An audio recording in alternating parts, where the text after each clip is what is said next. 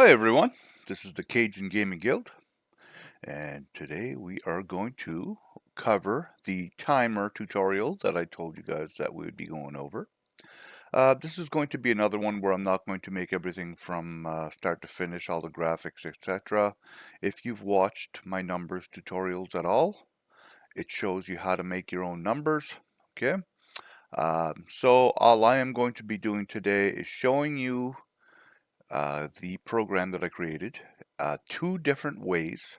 One's going to be a timer that counts up, and one's going to be a timer that counts down. All right, depending on what your game is, you might need either or, right? So it's completely up to you which one you want to use, and you're more than welcome to use my code. All right, I'm going to show everything to you guys, and I'll explain how it works in detail. Okay. So first I'll show it to you how it works. So we're going to do with the counting up one first, okay? So if I push my number 1 key, it's going to start, and every second it'll start to go up. Um, the minutes, seconds, minutes, and hours, you can add more to this. All you have to do is just adjust the code as you see fit. If you wanted days, if you wanted months, if you wanted weeks, it's totally up to you how you want to do that, okay? It's all just math at this point. So I will set the minutes to 59. Okay, I'm going to set the hours to 9 and the seconds to 59 so that you're going to see that everything just keeps moving up. So as this gets to 59 seconds, when it turns to 0, this will turn to 1 and it just keeps on going. And it's that simple. All right. So that's the count up timer. Next, we're going to show you the countdown timer. Countdown timer is a little bit more complicated in the code. Not a huge amount, but it still is a little more complicated. So I think I have it set to 1 hour. Yeah, so there would have been a 1 there, but since it starts immediately, then it starts to count down. All right, and as that gets down to, let's say, 1 minute, so we'll put that there. We'll put seconds to 5 seconds. Um, yeah, just so you can see that once you get down, it goes under 1 minute and just keeps on going. Once it gets to 0, it stops. The code stops completely. Done. All right, so that's it in a nutshell. Now we're going to go through the code a little bit. So all I did was use set the variables here just so I can show you guys how it works as it gets to certain positions instead of making you wait for a whole hour or speeding up and editing videos, etc. It's just easier to do it this way to check it to make sure it works. Okay, so we're going to get rid of that. So when the green flag is clicked, this right here is my background, all right? And all I did was make a green box, all right, with a lighter green box in the middle that I measured out a little bit. Then I just put the 2 colons so that you don't have to mess around with those. And you're more than welcome to put this wherever you want on your screen. If you want it smaller and up in the top right corner, top left corner, wherever you plan on putting your timer, if you even want to show them at all. Sometimes you might not want to show them. It's up to you. But if you're not showing them, you don't even have to do this anyway. You just need to use the code for the numbers. Okay? So this would be that part. In the code, all I have is I just go to the middle of the screen and go to the back layer because I want the numbers to be on top of it at all times. It's that simple. Next, we'll show you the numbers. Again, it's the numbers that I made are the ones that are not cloned. Okay, so I have one for the seconds, tens, seconds units and seconds tens, these two. Then it's the minute units and minutes tens, these two, and then hours are here. All right. So each one is coded the exact same. The only thing that's different is their position. And I say that they're coded the same. The units and the tens are a little bit different because they have one line different. So you're going to take out this part right here, the seconds under 10, that goes away on the tens because it never can be under 10. So what's the point of having it there? Okay. Then I also have this one here. If it's the costume, if the number is under 10, then switch costume to 0. Because you don't want it to disappear, but you don't want it, but you need it to be 0. All right. So that's why I have that. So if this number is under 10, the 0 still shows. Okay. So See if it's 1, 2, like I still need that to be there. So that's what that means. Okay, so set size to 300% is pretty straightforward. That's if you make the numbers as big, small as you want. As you adjust the size, you're going to have to adjust the position though, because it's going to look bigger. So you're going to have to move more or less depending on the size. Okay. So that's the numbers explained. Now we're going to get right to the code, okay? The code of the numbers. So again, if just in case you're copying it, you got a good picture of this one. This is the second one. It's the same idea. And if you watch my video tutorial, you'll understand how this works. If not, you will have to go watch that for an explanation on how this works, okay? And I did explain it really well. So now let's go to the code. All right. So when the green flag is clicked, I want you to reset everything to 0, okay? And then when the number 1 key is pressed, I want you to count up, okay? That's a broadcast, so it's going to broadcast, and whatever is receiving my broadcast is going to start. And again, I put all this under a timer code with no graphic, so you can't see anything. It's just code. That's all this is. So when count up happens forever, just wait a second, that's it, and change the seconds by 1. So every single second it's going to change the number by 1, creating that 1, 2, 3 effect, like every second, just like a real clock. Then if seconds are ever bigger than 59, meaning 60, then I want you to set seconds to 0, reset it back to 0, change minutes by 1, because the minutes have to go up by 1, and continue, and it's just going to keep counting. That's how it's going to work, this one. And if minutes ever become 59, well, guess what happens? Set minutes to 0, because you have to reset them again, and change the hour by 1. And now if you had days, for instance, well, when hours got to bigger than 24, then you would switch those to 0 and add days to 1, right? And that's how you would continue this if you wanted to add days, weeks, months, right? You just have to do the math of how many of days are in a week, how many weeks in a month, how many, right? Exactly. And that's how you would do that.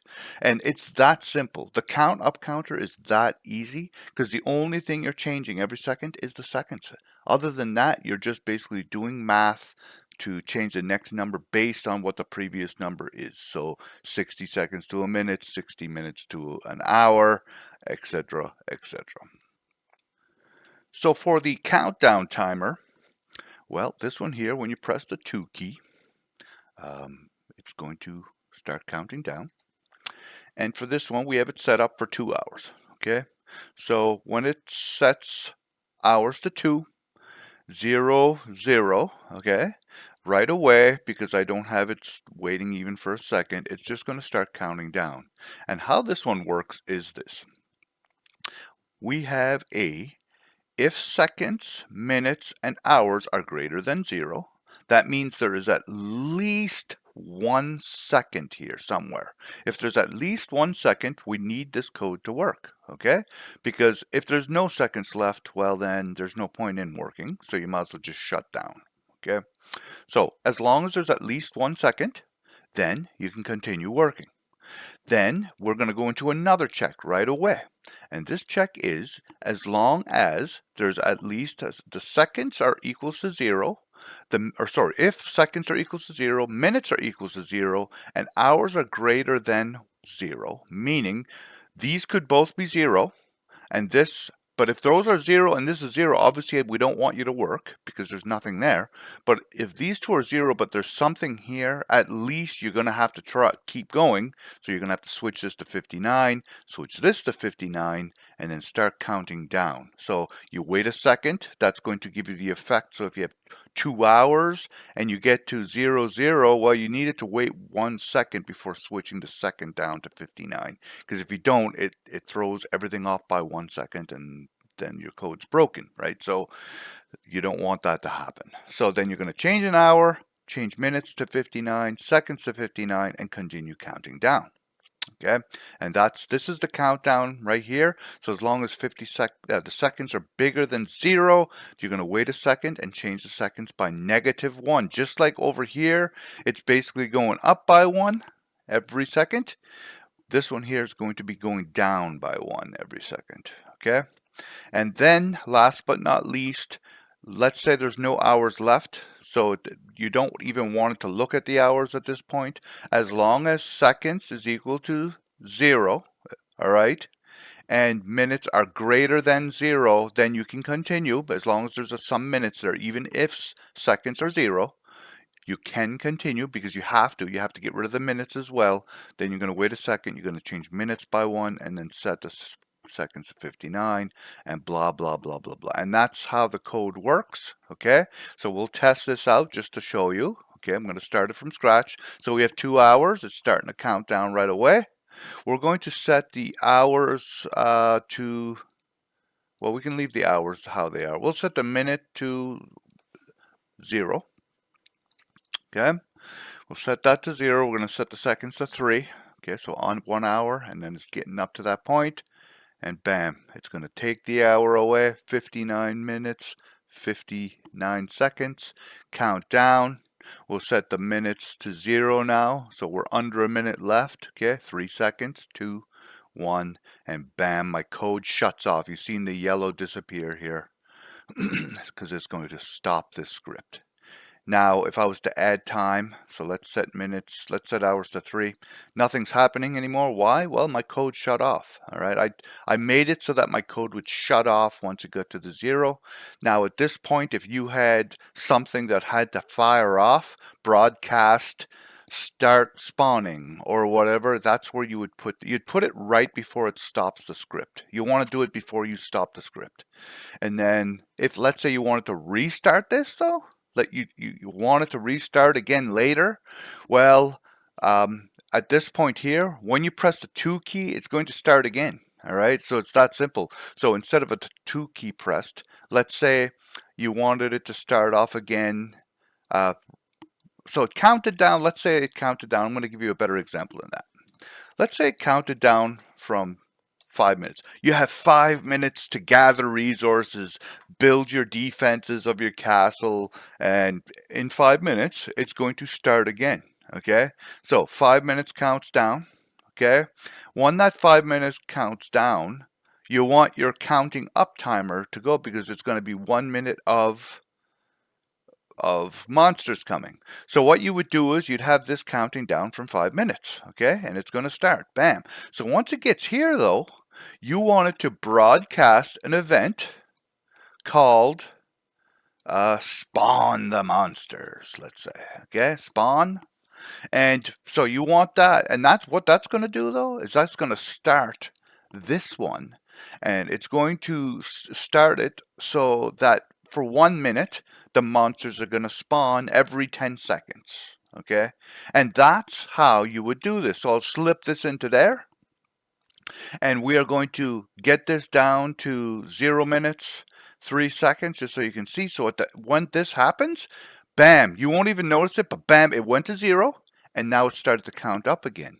And it's just going to count up now, and then you could set it here so that if it gets to a specific number, like every 10 seconds. So if the seconds are at 1 or a multiple of 1, and you would have to set that up in your math, then spawn, every 10 seconds spawn, and then that's how you would have that set up. Or if you wanted it every 2 seconds or every 1 second. And that's how timers can be used in games, all right? That's just one example of many. Anyways, I hope you guys enjoyed this tutorial. Hopefully I didn't confuse you too much. You're more than welcome to use my code. I am going to share this in Scratch. So thanks a lot for following. If you wouldn't mind liking and subscribing down below, I would greatly appreciate that. Thanks very much for watching.